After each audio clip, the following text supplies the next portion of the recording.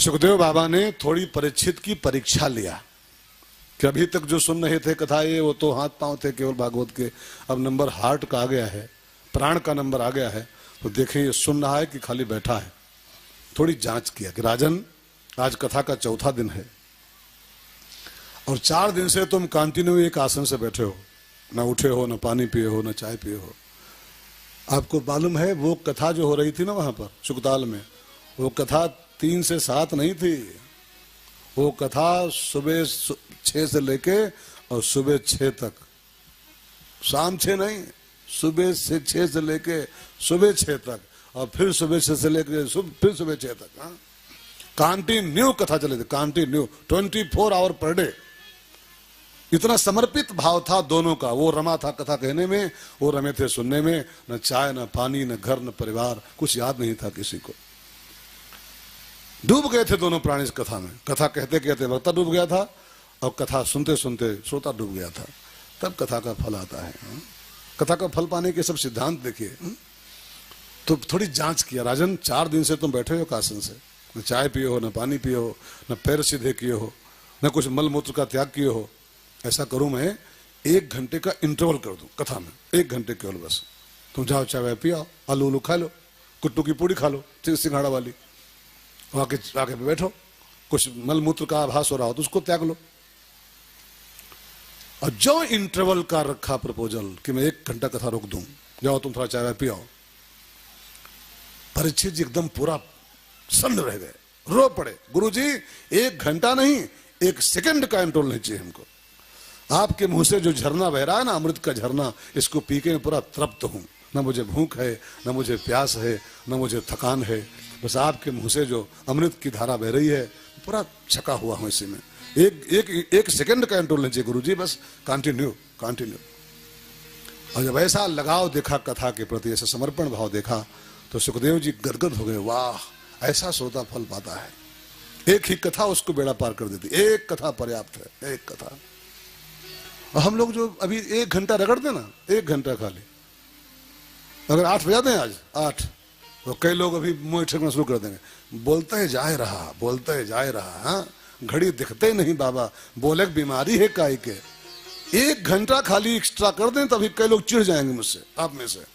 7:15 तो इंसान झेल नहीं पाता है, कई लोग 7:15 जो 7:15 होता है, फिर घड़ी कि कब बंद करेगा, कब बंद, 7:15 हो गए। हाँ, सोचो 24 आवर, 1 घंटे का उसको इंटरवल बर्दाश्त नहीं हुआ था, 1 घंटे का केवल बस। तब कथा का फल मिलता है, तब वो पाया था। समर्पण भाव आ जाए कथा के प्रति, बिल्कुल समाधि अवस्था में पहुंच जाए श्रोता, उसको सब भूल जाए, चाय भूल जाए, पानी भूल जाए, थकान भूल जाए। हाँ? तब जानना कि अब कुछ अंदर काम होगा। हाँ? सुखदेव जी बहुत खुश है। राजन ऐसा समर्पित होता ही तो कुछ पाके उठता है यहां से। अब सुनो, द्वापर युग था, तीसरा युग। जमुना के किनारे एक नगर था, मथुरा है, था क्या है, अभी भी है वो। उसी नगरी में कंस, उग्रसेन का बेटा, राज्य करता था। कंस की एक बहन थी, उसका नाम था देवकी, चचेरी थी, कजिन सिस्टर थी। अब हम गलत बोल गए शायद। हाँ? चचेरी बहन थी, नाम था देवकी। बहन की शादी उसने तय किया वसुदेव जी के साथ।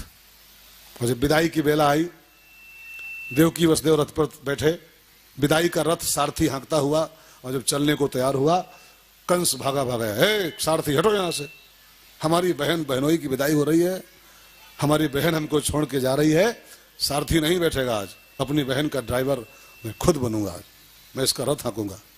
और सारथी को हटा के कंस स्वयं लगाम थाम लिया, देवकी की लगाम। और ध्यान देना, देवकी ने कंस को लगाम थमा करके बहुत बड़ी गलती कर दिया जीवन की। लगाम कंस के हाथ में नहीं होनी चाहिए, लगाम तो अर्जुन की तरह कृष्ण के हाथ में होनी चाहिए। जिसकी लगाम कृष्ण के हाथ में होती है, उसका जीवन युद्ध, लाइफ इज ए स्ट्रगल, जिंदगी युद्ध है एक। अगर जीवन के संग्राम में जीतने का भाव हो, जीतने की रुचि हो, तो लगाम कृष्ण को थमाओ अर्जुन की भांति। तो आप अर्जुन, अगर कृष्ण आपकी लगाम थाम लेगा तो तत्र श्री विजयो, वहीं पर विजय प्राप्त होगी। और जिसकी लगाम कंस थामता है फिर उसका बेड़ा पार नहीं होता है, उसको उसको डुबाता है फिर वो। अच्छा, कृष्ण माने क्या होता है और कंस माने क्या होता है, समझिए ध्यान देके। कंस की आध्यात्मिक परिभाषा है अभिमान। कंस माने अभिमान और कृष्ण माने होता है भगवान।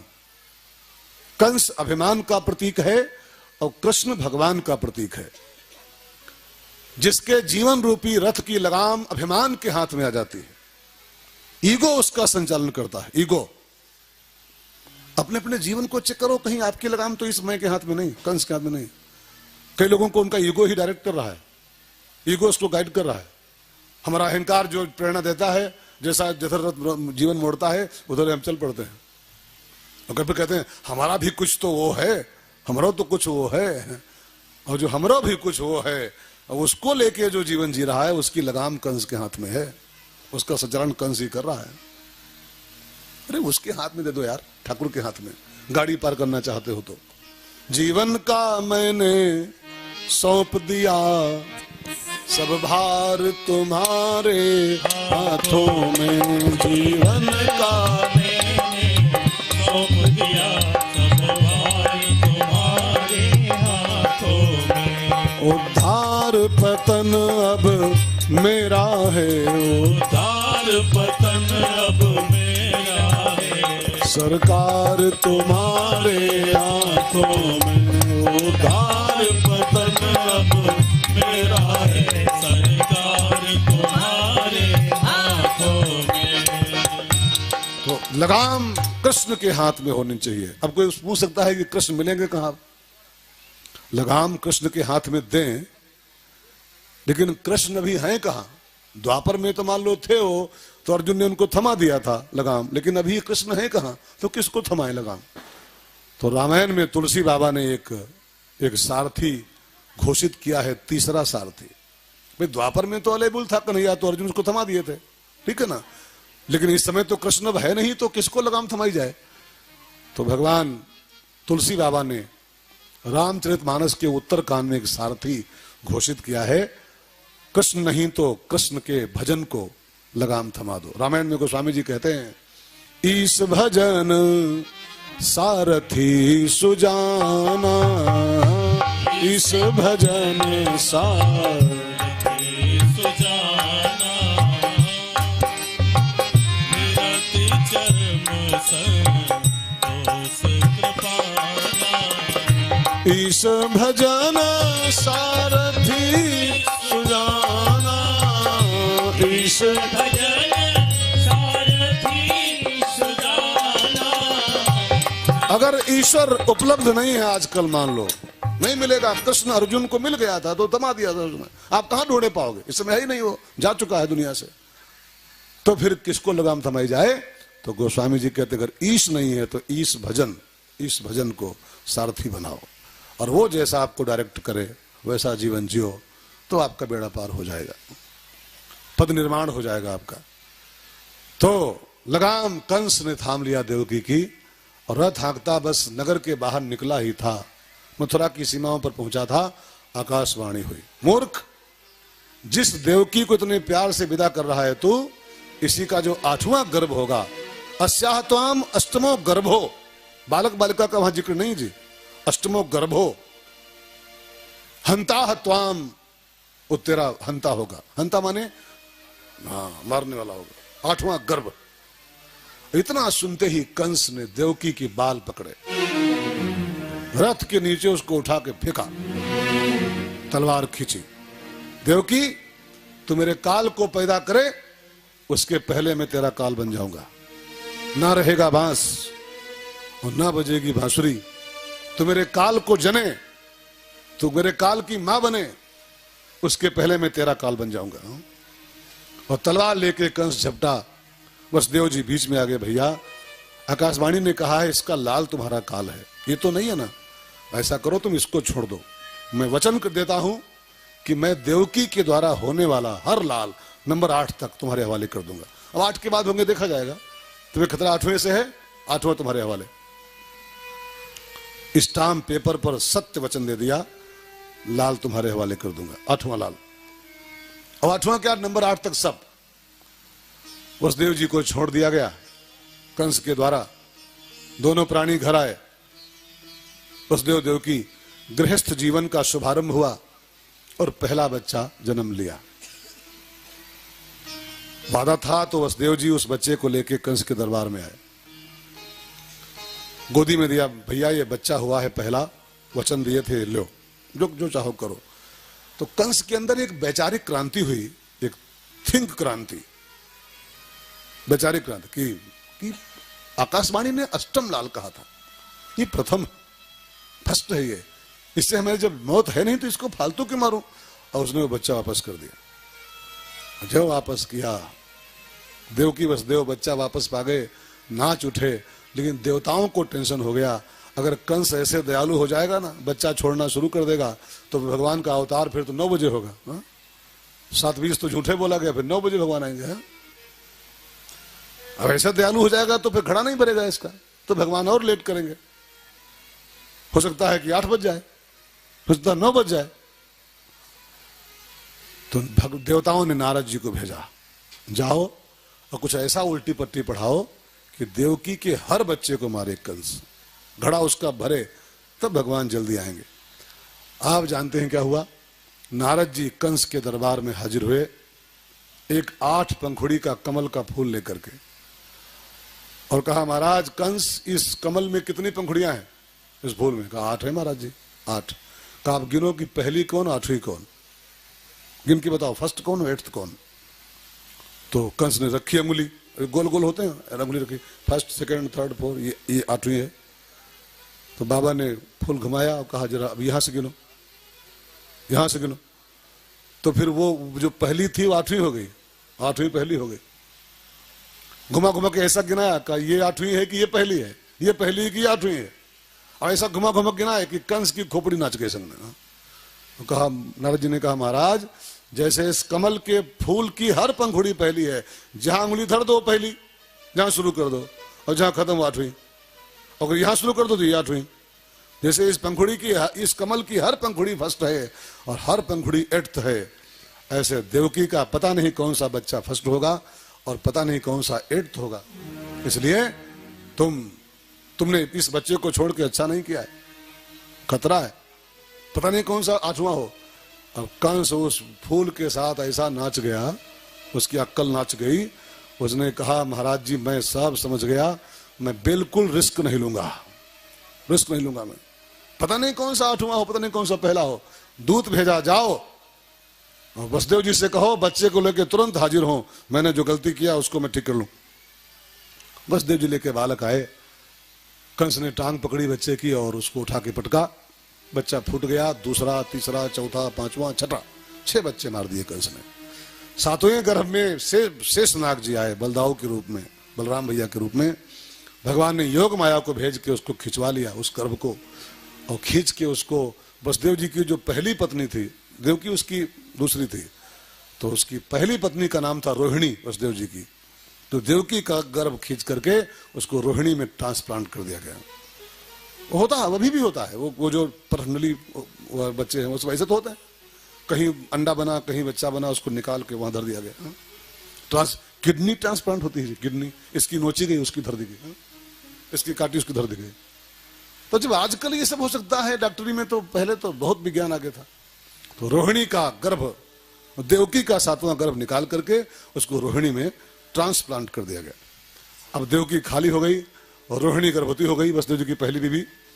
अब ये खबर कंस को मिली कि 7वां गर्भ आया तो था, रहा तो था, लेकिन न्यूज आ रही कि नष्ट हो गया है।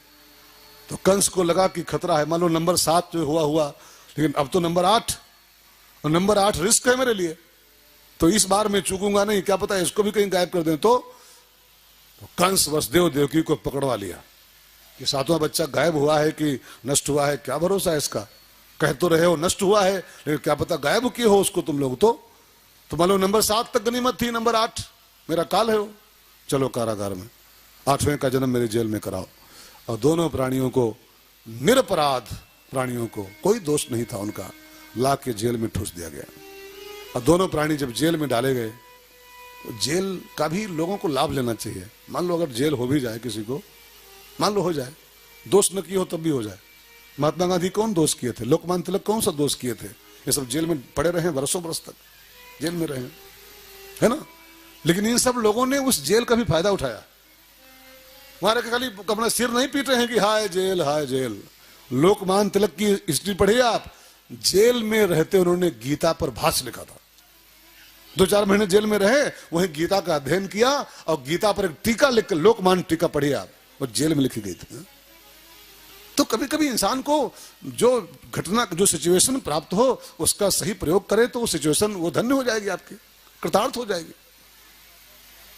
दुख आए और दुख में खाली हाय हाय करो तो दुख का मिसयूज है, और दुख आए और दुख में हरी हरी करो तो दुख का आप सही प्रयोग कर रहे हो। और खाली हाय दुख और छाती कूटो और सिर कूटो तो आप दुख का सही प्रयोग नहीं कर पा रहे। दुख में हरी हरी करिए, दुख का सही प्रयोग है। अब दोनों प्राणी कारागार में पड़े हैं और दोनों प्राणी उस कारागार में बंद खूब भगवान का भजन किए, खूब कस के। वसुदेव देवकी अपनी काल कोठरी में बैठे और भगवान को पुकारते रहे कई महीनों तक। हरि आ जाओ हरि आ जाओ, हरि आ जाओ, मेरा छोटा सा संसार, हरि आ जाओ एक बार, मेरा छोटा सा संसार, हरि आ जाओ एक बार, मेरा छोटा सा संसार, हरि आ जाओ एक बार। लाखों को दर्श दिखाए हो, लाखों को दर्श दिखाए हो, फिर मुझको क्यों बिसराए हो, फिर मुझको क्यों बिसराए हो। अखियों से बहे जलधार, अखियों से बहे जलधार, हरि आ जाओ एक बार, मेरा छोटा सा संसार, हरि आ जाओ एक बार, हरि आ जाओ, हरि आ जाओ, हरि आ जाओ, हरि आ जाओ, हरि आ जाओ,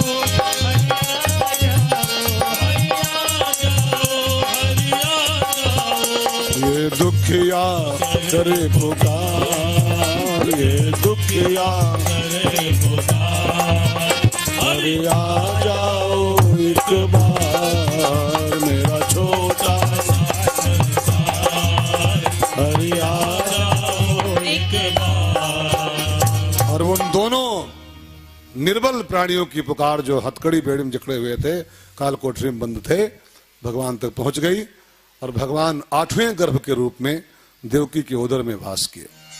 और जब स्वयं जगदीश ने वास किया तो अब की बार जब गर्भवती हुई देवकी मां तो उसके चेहरे की कांति बढ़ गई, चेहरे की चमक में इजाफा हो गया उसके।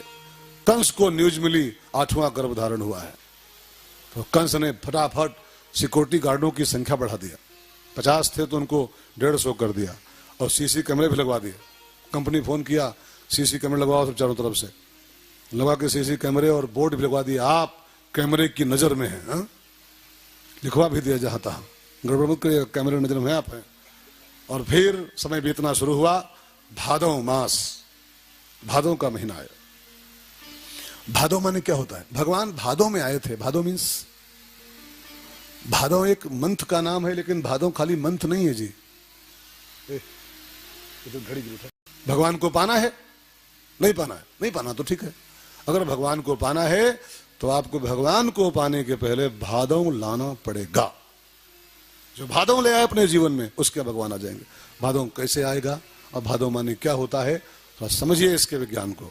भादों आता है श्रावण के पश्चात, जब श्रावण पूरा होता है तब भादों आता है, ठीक है ना। अपने आप श्रावण समाप्त, भादों शुरू, भादों आ गया। श्रावण माने क्या होता है? सावन का महीना नहीं, श्रावण माने होता है श्रवण, श्रवण, और श्रवण का परिणाम होता है भादों। खूब सुनो, खूब सुनो, खूब भगवान की कथाओं का श्रवण करो तो आपके यहां भादों आ जाएगा। भादों माने होता है भगवत प्रेम। श्रवण का फल क्या होता है? भगवान का प्रेम। जे यही कथा ही स्नेह समेता कही हैं सुनी हैं समुझ सचेता, तो हुई हैं राम चरण अनुरागी, कलिमल रहित सुमंगल भागी। जो भगवान की कथाओं का श्रवण करेंगे, जो श्रावण अपना पूरा कर लेंगे, तो उनके अंदर भगवान के चरणों का प्रेम जाग जाएगा। तो श्रावण के बाद आता है भादव, तो श्रवण के पश्चात आता है भगवान का प्रेम। तो भादव माने क्या हो गया? भादव माने आप भादव महीना पकड़े रहो तो गलत अर्थ है वो। भादव माने भगवत प्रेम। अब आता है श्रावण के पश्चात, खूब श्रवण करो, खूब श्रवण करो, तो भगवान के प्रेम का आप में प्राकट्य हो जाएगा। और एक बार प्रेम पैदा हो जाए, भगवत प्रेम, तो लिखा है शंकर जी ने, प्रेम ते प्रकट होए मैं जाना। ज्ञान ते प्रकट होए नहीं, योग ते प्रकट होए नहीं, वैराग्य ते प्रकट होए नहीं, प्रेम ते प्रकट होए। प्रेम ही भादव है, और प्रेम आता है श्रावण के पश्चात। ठीक है ना? तो भादव का महीना आया, कृष्ण पक्ष है, अष्टमी तिथि और बुधवार का दिन था वो। आज जो दिन हो, आज की बात नहीं है, आज तो जो है क्या है, शनिवार, वो बुधवार था। भादव मास पक्ष अंधियारा, भादव मास पक्ष अंधियारा, नखत रोहिणी और बुधवारा, नखत रोहिणी और बुधवारा, तिथि अष्टमी रैन अंधियारी, तिथि अष्टमी नैन अंधियारी, झिमकी झिमकी बर सही बरवारी, झिमकी झिमकी बर सही बरवारी। भादव का महीना, कृष्ण पक्ष, अष्टमी तिथि। हल्की हल्की वर्षा हो रही थी, और जो मध्य रात्रि का समय हुआ, तो देवकी वसुदेव की उस कारागार की कोठरी में 12 बजते ही बहुत तेज प्रकाश फैल गया, बहुत तेज लाइट फैली। देवकी वसुदेव की आंखें चकाचौंध हो गई कि इतनी तेज लाइट कहां से आ गई काल कोठरी में, यहां कौन सा बल्ब बिजली कनेक्शन है, लाइट कहां से आ गई। तब तक देखते क्या है, उसी प्रकाश को चीरती हुई एक मूर्ति बाहर निकल रही है। उस विग्रह के, उस मूर्ति के 4 भुजाएं हैं, और चारों भुजाओं में शंख चक्र गदा पदुम वनमाला धारण करके भगवान नारायण प्रकट हुए। वास्तव में वो कृष्ण नहीं, कृष्ण तो उसको देवकी ने बनाया है बाद में। जो कारागार में आया है वो कृष्ण नहीं, कृष्ण को तो देवकी ने निर्मित किया था बाद में कि तू कन्हैया बन। तो 4 भुजाधारी नारायण का प्राकट्य हुआ। दोनों प्राणियों ने हाथ जोड़ के उस मूर्ति की वंदना किया, और फिर पूछा कौन है आप? तो भगवान ने कहा वैसे तो मैं आपका बेटा हूं, फिलहाल मैं आपका बेटा बन के आया हूं, बाकी हमारा परिचय क्या है वो तो 4 वेद नहीं जानते। बड़े बड़े पंडित, बड़े बड़े पंडित, बड़े बड़े आचार्य, ब्रह्मा विष्णु महेश, 33 करोड़ देवता, अरबों खरबों ऋषि मुनि, मुझको नहीं जानते मैं क्या चीज हूं। तो तुम क्या जान पाओगे? खाक ये जान लो कि तुम्हारा बेटा हूं, बस इतना पर्याप्त है। तो देवकी ने कहा बेटा हो तो बेटा बनो। बेटा ऐसा नहीं होता है, 6.5 फुट के 4 भुजाधारी बेटा ऐसा होता है कहीं? छोटे बनो और गोदी में आओ तो माने कि बेटा हुआ है। तो भगवान ने कहा कि छोटे बनेंगे, गोदी में आएंगे, सब करेंगे, लेकिन रोएंगे नहीं इस बार। राम बने थे तो रोए भी थे, रोदन थाना होए बालक सुरभूपा, अब की रोएंगे नहीं। कहा क्यों? का सीसी कैमरे लगे हैं बाहर, जो रोएंगे आवाज गूंजेगी बच्चा हुआ बच्चा हुआ, तो अभी मामा जी जो खड़े इंतजार में बैठे हैं तुरंत ही आ जाएंगे आंधी की तरह। तो बच्चा तो बनेंगे लेकिन रोएंगे नहीं बिल्कुल इस बार। हाँ, चुपचाप साइलेंट बच्चा बनेंगे, साइलेंट बेबी। हाँ, कई बच्चे होते हैं साइलेंट होते हैं, कई बच्चे अत्ते रोना होते हैं, पूरा माहौल हिला देते हैं पूरा। हाँ, कोई बच्चे इतने साइलेंट होते हैं चुपचाप चुपचाप। और कोई बच्चे पूरी धरती कांप जाती है, पूरा घर। हम लोगों के यहाँ तो आते रहते हैं बच्चे, कोई आते हैं तो पूरा हमारा घर सब अस्त व्यस्त कर डालते हैं। साइकिल वहां पड़ी, वो वहां पड़ा, वो लौट पोट के सब देने भाई। हाँ, आधे घंटे के अंदर पूरा कमरा अस्त व्यस्त कर देते हैं। और कोई बच्चे आते हैं चुपचाप बैठे मम्मी के पास और चाय पियेंगे, बिस्कुट खाएंगे, और जब जाएगी चल देंगे। साइलेंट बच्चे होते हैं कोई कोई। खैर, भगवान ने कहा इस बार, पहले मैं रोया था, इस बार साइलेंट रहूंगा। मामा बैठा है प्रतीक्षा में, अंतरराष्ट्रीय मामा।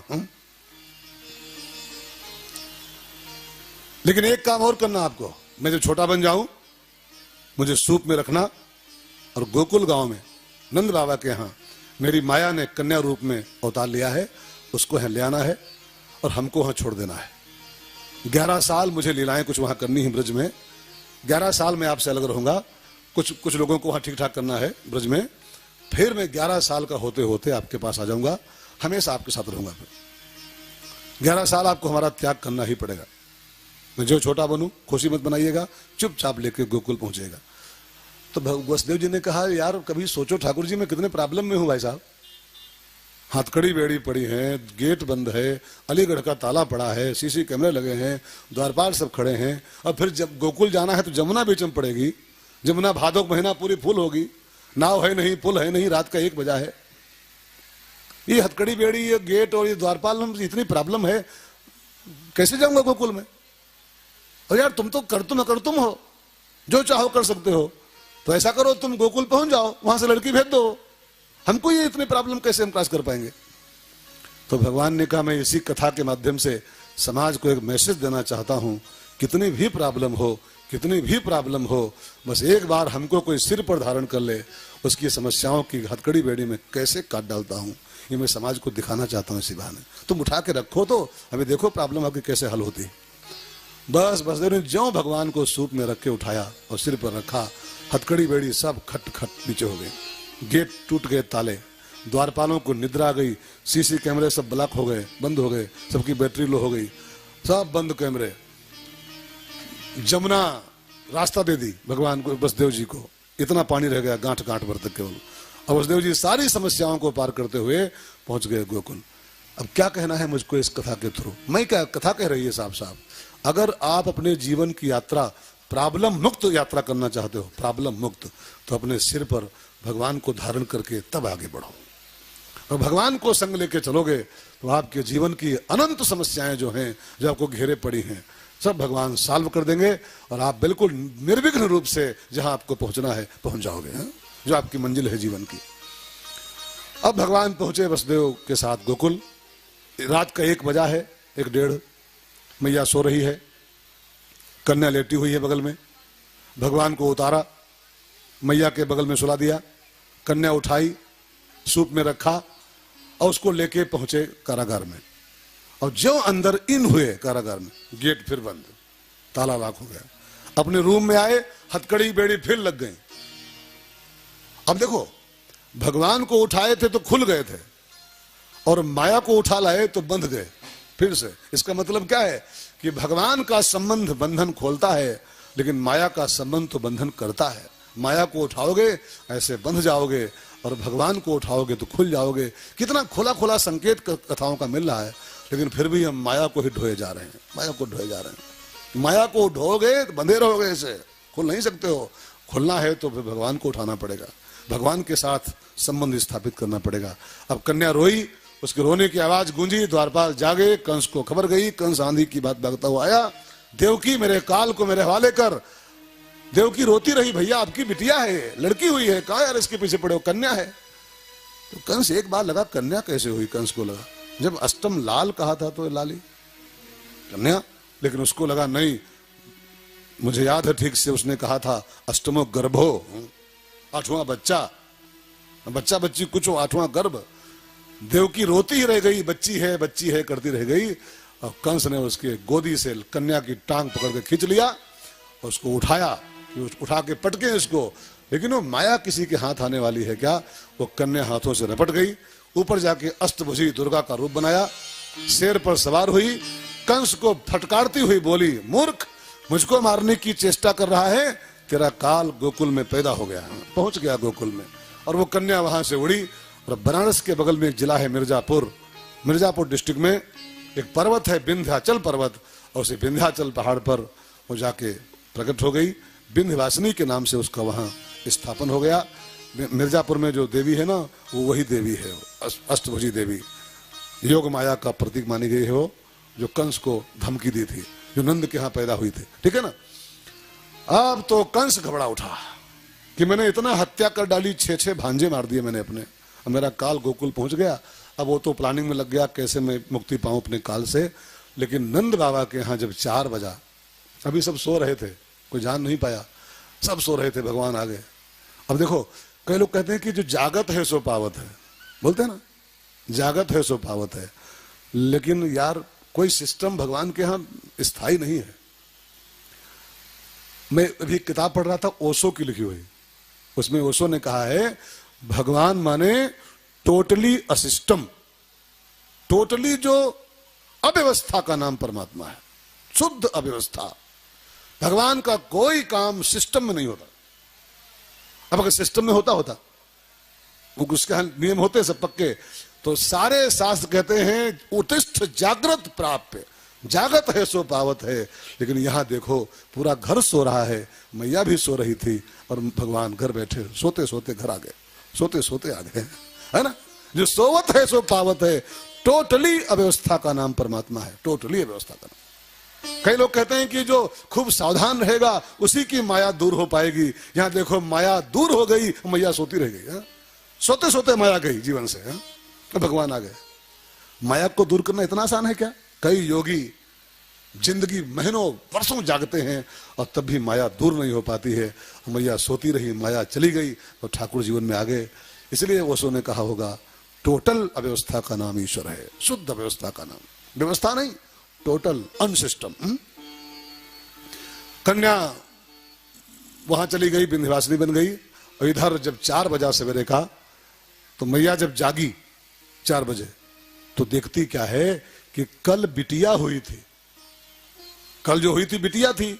अब बिटिया को लेकर सोई थी रात में वो बगल में, और जब 4 बजे जागी तो बेटवा लेटा बगल में। बिटिया कहां गई, बेटवा कहां से आ गया? अब तो मैया उछली, बाबा बाबा की जय हो, कल बिटिया हुई थी, आज ये बेटवा लेटा बगल में है। वो कन्या जाने कहां बेटा हो गई। अब बेटा हुआ है ये खबर, बिटिया की खबर से थोड़ा लोग थोड़ा दुखी हो गए थे कि बिटिया हुई। आज भी यार बिटिया होती है तो कई लोग, और बूढ़ा खास, बूढ़ा सास जो बढ़िया होती है, सुनते ही कि बिटिया हुई तो लगता है बूढ़ा मट्टी के तेल पे, बिटिया हुई, बिटिया हुई, लगता है बूढ़े की मौत आ गया। बूढ़ा बहुत बहुत मुंहबन होते हैं, और जब कहो पोता भवा तो बूढ़ा बड़े कमर टेढ़ी होए, बूढ़ा खूब डांस कर दे, पोता भवा, पोता भवा, मतलब पता पोता इनका उद्धार करे बूढ़ा का।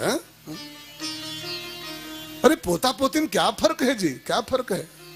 बेटा बेटी में क्या फर्क होना चाहिए?